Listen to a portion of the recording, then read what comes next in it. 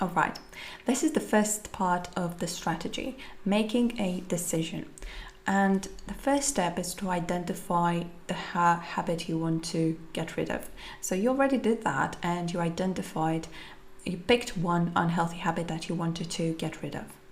Then you describe it. You identify the consequences, the causes, the benefits of that unhealthy habit, and why is it so hard to get rid of. So you kind of did that as well on your second assignment.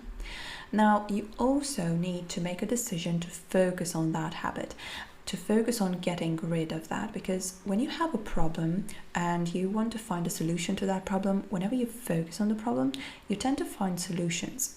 And even if you're not actively focusing on it, whenever you bring that intention to focus on something, that's when you get results. Okay, so focus on this unhealthy habit and do not take on too many things at once. This is why we're just working with one unhealthy habit.